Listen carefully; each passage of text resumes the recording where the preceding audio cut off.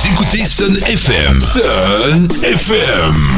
Première radio participative à votre écoute.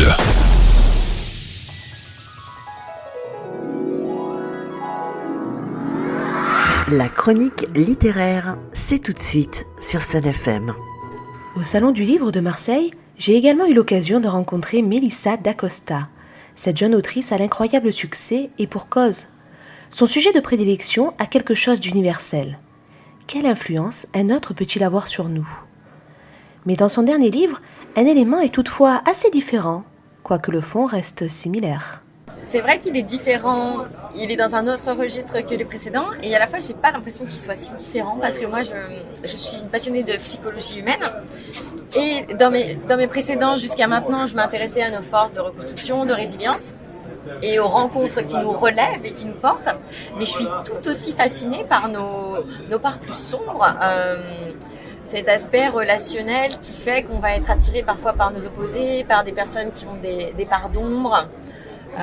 Ce côté voyeuriste, ce côté aller découvrir ces parts sombres aussi en allant se frotter à des êtres qui sont pas forcément très sains pour nous. On a tous cette dualité, à la fois d'être attiré par la lumière et à la fois cette attraction pour nos parts d'ombre également.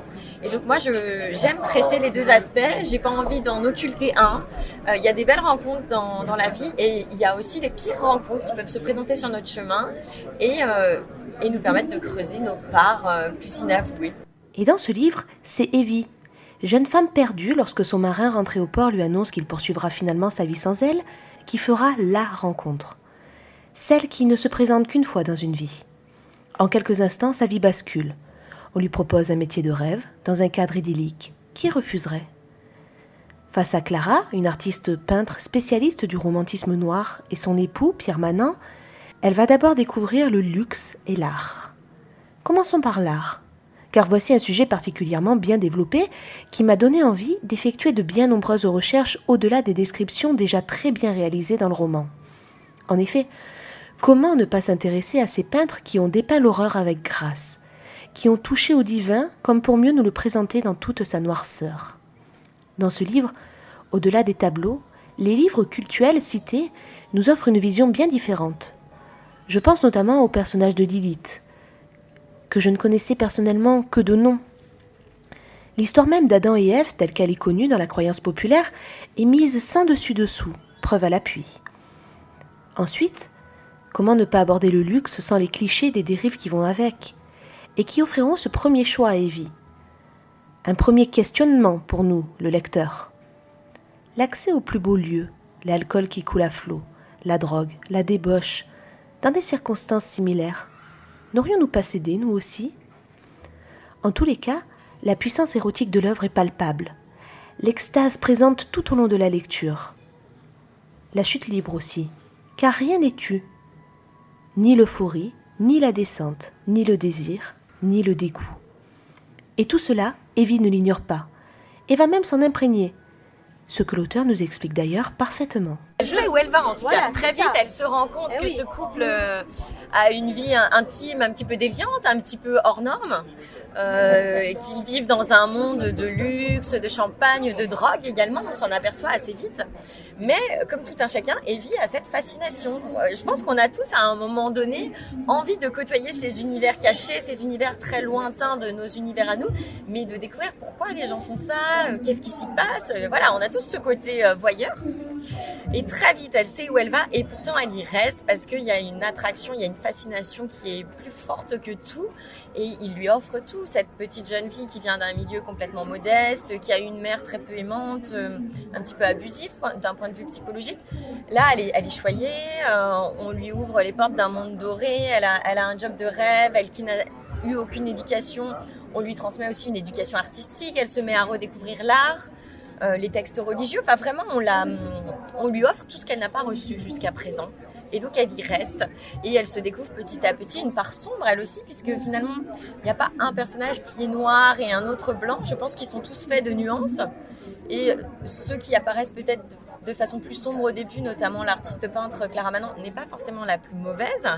Elle va tout au long essayer de sauver Evie d'elle-même.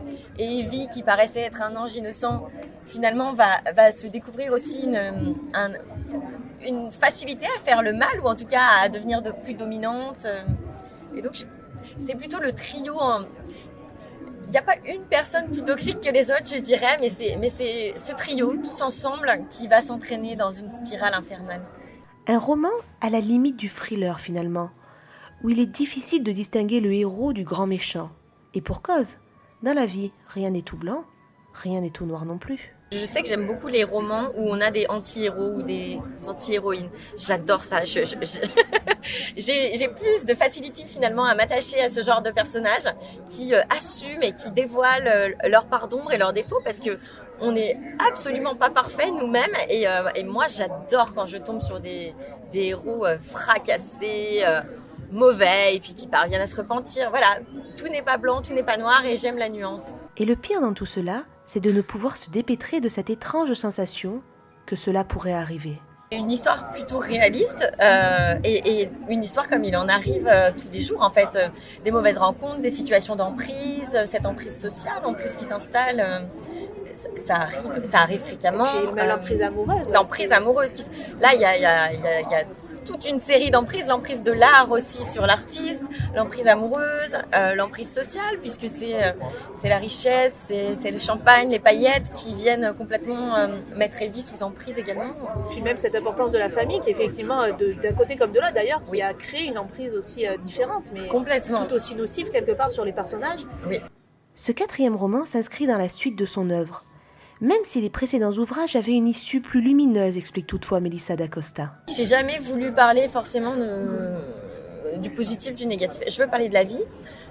On partait de situations très dramatiques. Dans les autres, il était question de maladies qui nous condamnaient, maladies orphelines. Il était question de deuil très difficile, de deuil d'enfant. Enfin, il n'y avait rien de joyeux de base, mais on était sur une trajectoire où mes personnages passaient de l'obscurité à la lumière.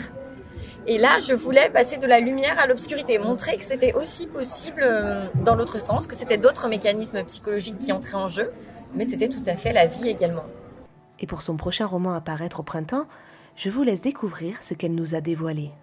Mais je pense que je vais rester sur la vie, sur la psychologie humaine, mais en traitant d'autres thématiques et d'autres univers. Je pense que je serai sans cesse dans un entre-deux, puisque la vie est faite d'ombre et de lumière, et dans tous les cas... on n'y coupera pas, mais je vais explorer, je pense, d'autres univers, notamment d'autres univers artistiques, et puis d'autres thématiques. Voilà, le prochain, par exemple, au printemps, va venir questionner la rédemption. Comment on peut chercher la rédemption ailleurs, de quelle façon. Pour terminer cette chronique, je vais vous diffuser un court extrait d'une musique qui m'est revenue en tête tout au long de la lecture. Beaucoup plus près de mon univers musical, et donc peu ou pas du tout d'ailleurs diffusé en radio. Il s'agit du titre « La dernière chandelle » du groupe Douce Morphine. Lorsque la vie nous dévore les conseils auxquels nous emporte, nous la retenons encore le temps de paix à la porte.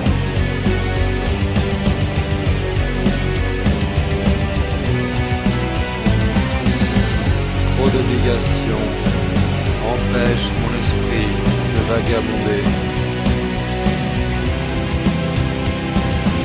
Je connais une centaine de cicatrices pour un seul supplice.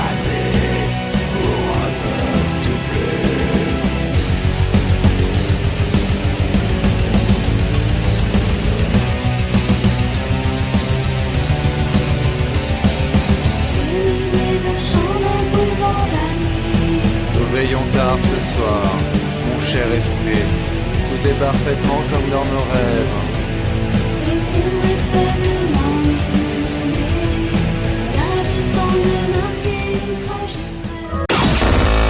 Vous écoutez Sun FM. Sun FM. Première radio participative à votre écoute.